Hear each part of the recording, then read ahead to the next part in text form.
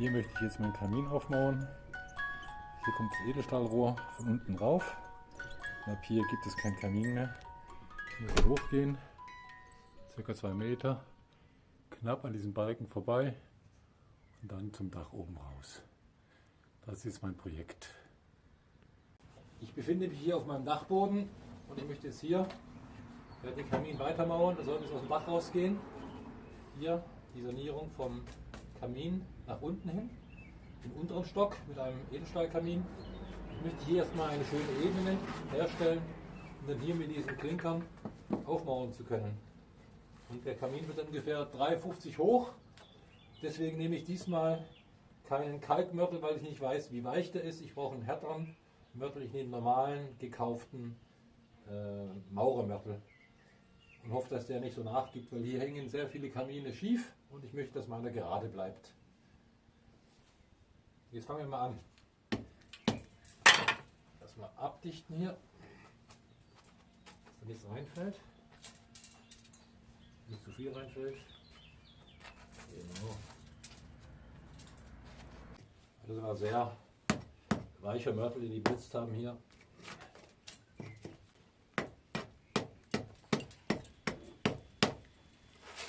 So mache ich jetzt ringsum alles sauber.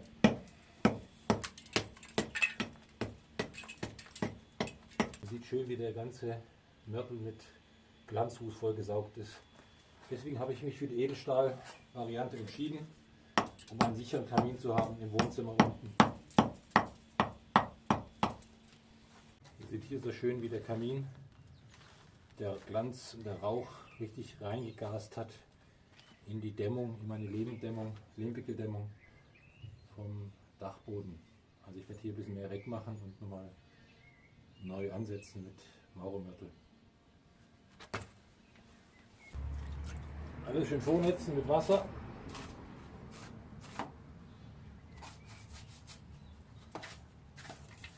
Und dann legen wir los. Ich mache das auch zum ersten Mal. Mal schauen, wie es geht.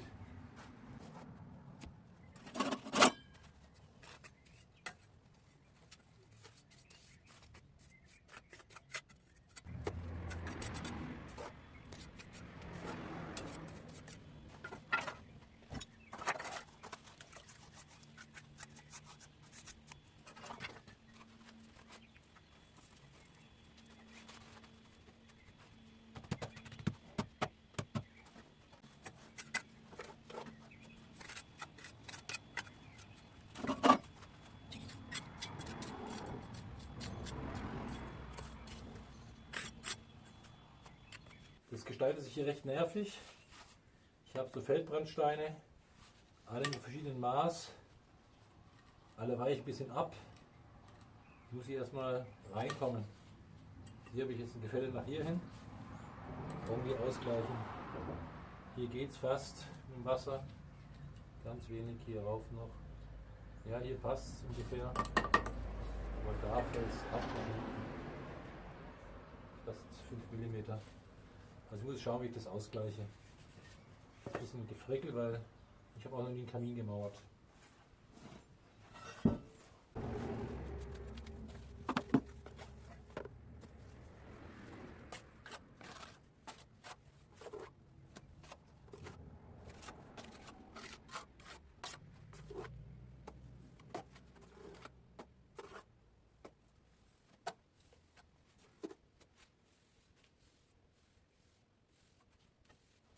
Weil die Steine so uneben sind, verschiedene Höhen haben, versuche ich immer hier mit der nächsten Mörtelschicht eine schöne Ebene hinzukriegen.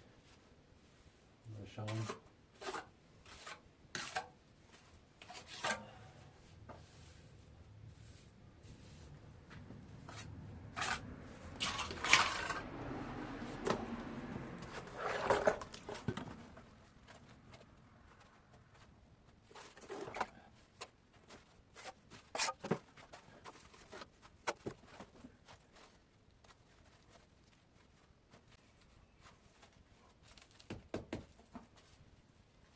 Alles krumm und schief hier.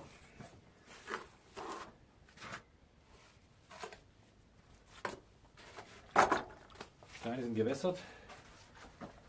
klar. Sonst ziehen die mir hier den Putz weg.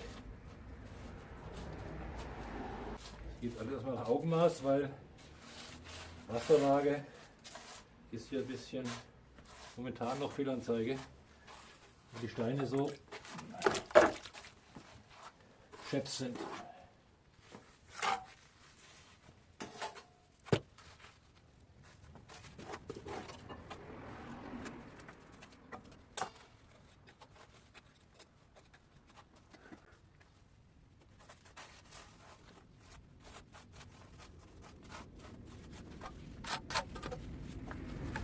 Langsam beginnt das Ganze hier ein bisschen Form anzunehmen und Spaß zu machen. Ich muss einfach mit diesen krummen Steinen umgehen. Und immer schön, jetzt kann ich auch Wasserwaage gescheit anlegen. Jetzt wird es langsam. Trotzdem bin ich froh, dass ich hier ein Edelstahlrohr drin habe und dass da nicht irgendwie ein Feuer und Rauch im Kamin entstehen kann, weil dazu wäre es ja doch zu ungenau und zu viel Putzreste im Kamin. Ich glaube, es wird jetzt ganz gut so. Ja, man muss da einfach außen die Besuchspunkte nehmen und dann schauen, dass man außen die vier Ecken schön setzt und dann halt nach innen, sprich in den Zwischenräumen, ausgleichen, die Fugen. Sonst kommt man hier auf keinen grünen Ast hier. So.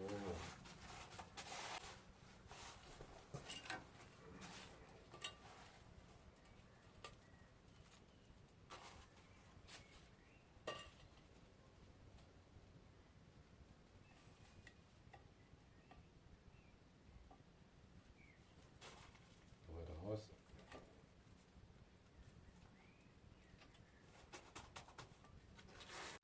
Soweit bin ich gekommen. Jetzt ist dieser Balken im Weg. Diese Balken hier. Wenn ich die Wasserwaage hier hinhalte, circa 1,5 Zentimeter weg müssen. Ich werde hier was wegsägen, da was wegsägen und dann müsste es passen.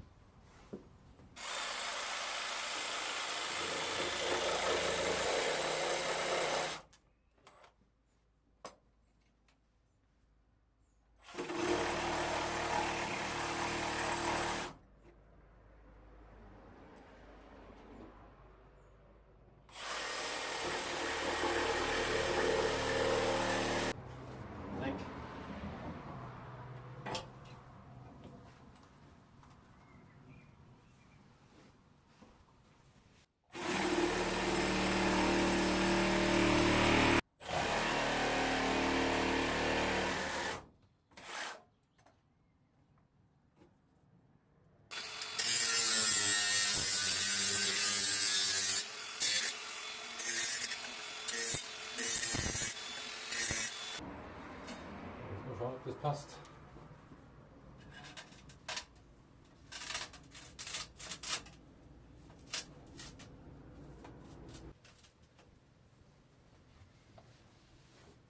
Kamin, sind total und bis da oben will ich noch hochmauern und dann bleibt er unterm Dach.